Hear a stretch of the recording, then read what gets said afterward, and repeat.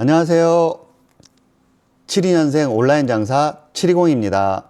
온라인 판매를 시작하려고 하면 제일 먼저 드는 생각이 이겁니다. 브랜드를 팔아야 하나?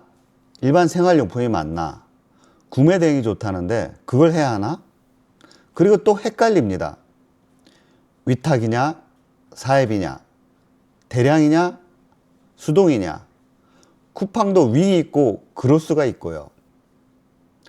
갑자기 온라인 판매를 하려고 하니까 무슨 말인지도 잘 모르겠고 뭘 먼저 해야 할지도 모르겠고 솔직히 막막하고 머리부터 복잡해집니다. 그래서 오늘 영상에서는 온라인 판매의 모든 종류를 한 번에 정리하고 그 중에서 우리 중년 초보 셀러에게 뭐가 더 유리한지 결론을 한번 내려보겠습니다. 참, 제 채널 이제 막 시작한 채널이라 구독 안 하시면 다시 찾기 쉽지 않습니다. 구독, 좋아요, 알람 설정까지 부탁드리겠습니다. 온라인 판매의 큰 분류, 온라인 판매는 크게 세 가지로 나뉩니다. 첫 번째는 브랜드 셀링, 두 번째 논브랜드 셀링, 세 번째 구매 대행. 먼저 브랜드 셀링입니다. 이미 브랜드 셀링은 사람들이 다 알고 있는 나이키, 아디다스 같은 브랜드 상품을 파는 방식입니다. 이 방식의 가장 큰 특징은 소비자가 이미 상품을 다 알고 있다는 점입니다. 두 번째는요, 논브랜드 셀링입니다. 휴지통, 빨래집게처럼 브랜드 인지도가 없는 상품이죠. 이건 상세 페이지가 거의 전부입니다. 사진, 설명, 기획, 감성 하나라도 부족하면 바로 안 팔립니다. 마진은 커 보이지만 광고비, 시간, 에너지가 생각보다 많이 들어갑니다. 세 번째는 구매 대행입니다. 해외 상품을 대신 구매해서 판매하는 방식이죠. 해외 배송이다 보니 해외에서 들어와야죠. 통관해야죠. 국내로 다시 들여와야죠. 거기서 다시 소비자한테까지 택배를 보내야죠. 이 과정이 너무 복잡합니다. 반품도 쉽지 않고 CS 대응도 굉장히 까다롭습니다. 이 세 가지는 뭐가 좋다, 나쁘다의 문제가 아닙니다. 내 상황, 내 성향에 따라 맞는 게 다를 뿐입니다. 하지만 이제 막 시작하는 중년 초보 셀러라면 저는 브랜드 셀링부터 시작하는 걸 권해드립니다. 왜 우리 나이대에는 브랜드 판매가 유리한가? 그럼 이제 왜 제가 우리 나이대 초보 셀러에게는 브랜드 판매가 더 유리하다고 생각하는지 5가지 이유로 말씀드려 보겠습니다. 지금부터 말씀드리는 건 이론이 아니라 직접 제가 해보면서 느낀 겁니다. 첫 번째 이유, 상세 페이지 완성도가 다른 상품에 비해 훨씬 덜 요구됩니다. 논브랜드 판매는 상세 페이지가 거의 절반입니다. 제가 처음 상품 올릴 때 정말 아무것도 몰라서 사진 한 장만 딸랑 올린 적이 있었는데 다음날 보니까 판매가 돼 있더라고요. 이게 왜 팔리지? 했던 기억이 아직도 납니다. 게다가 요즘은 AI가 워낙 잘 돼 있어서 몇 가지 프롬프트만 익히면 누구나 70점짜리 상세 페이지는 몇 번 클릭만으로도 만들 수 있습니다. 나이 때 밤새 디자인 고민하고 문구 한 줄 붙잡고 있는 거 솔직히 쉽지 않잖아요. 브랜드 판매는 이 부담을 확실히 줄여줍니다. 두 번째 이유, 상품을 설득할 필요가 없습니다.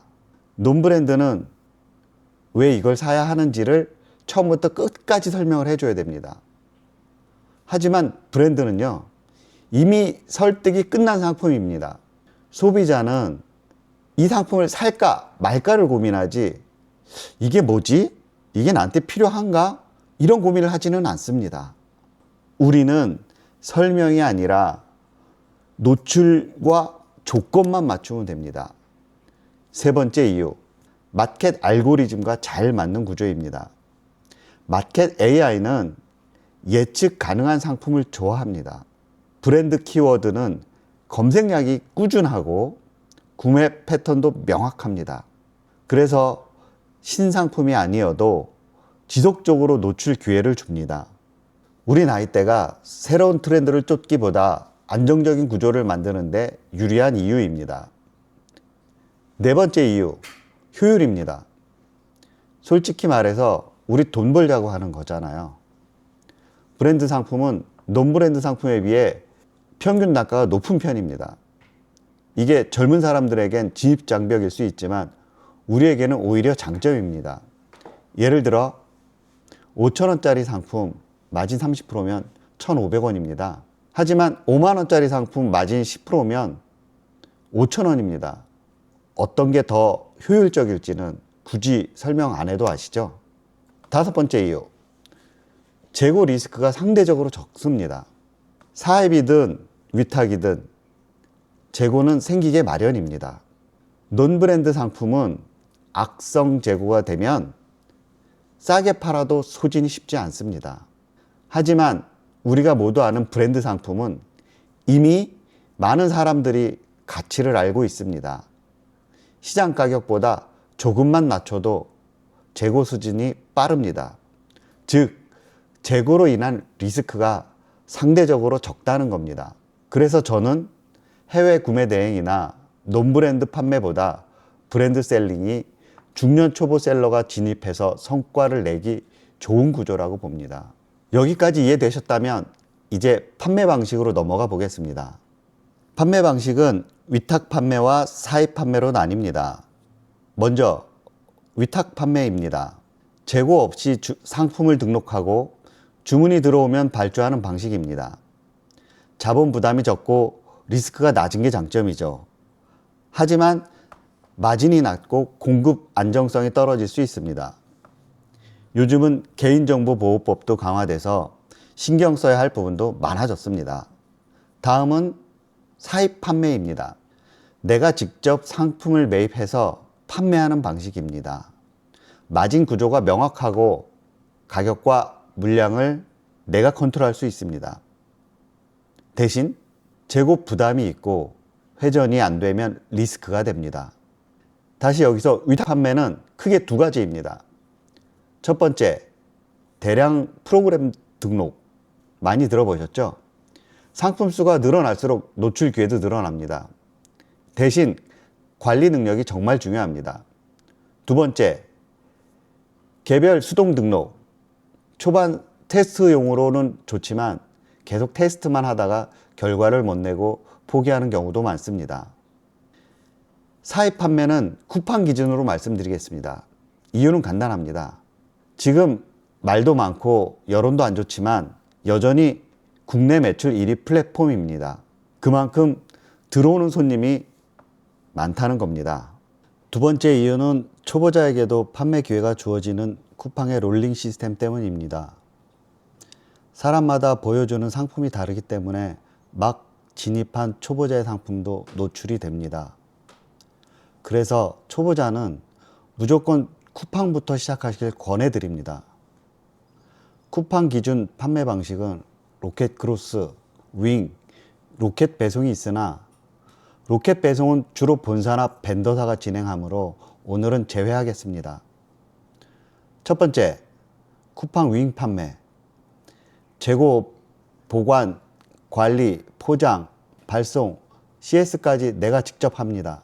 구조 이해는 좋지만 해야 할 일이 너무 많습니다. 두 번째, 쿠팡 그로스 판매. 물류와 배송을 쿠팡 시스템에 맡기는 방식입니다. 소싱과 상품 업로드만 하면 나머지는 쿠팡이 알아서 해줍니다. 정리해보면 이렇습니다. 우리 중년에게 중요한 건 화려한 성공이 아니라 지속 가능하고 관리 가능한 캐시카우를 만드는 것입니다. 처음부터 어려운 길 가지 마시고 쉬운 길로 시작해서 익숙해지시면 다음 단계로 넘어가세요. 온라인 판매를 망설이고 계시다면 브랜드 상품 판매로 시작하시길 권해드립니다. 더는 망설이지 말고 바로 시작하세요. 어떤 것을 어떤 식으로 하시던 상관없습니다. 내일로 미루지 마시고 지금 바로 시작하세요. 오늘도 영상 끝까지 봐주셔서 감사드립니다. 다음번 영상부터는 실질적으로 초보분들이 따라할 수 있는 영상으로 만나 뵙겠습니다. 댓글에 궁금한 내용 적어주신다면 제가 답변도 드리고 영상 제작에 반영토록 하겠습니다. 오늘도 각자 자리에서 행복하시고 부자 되십시오.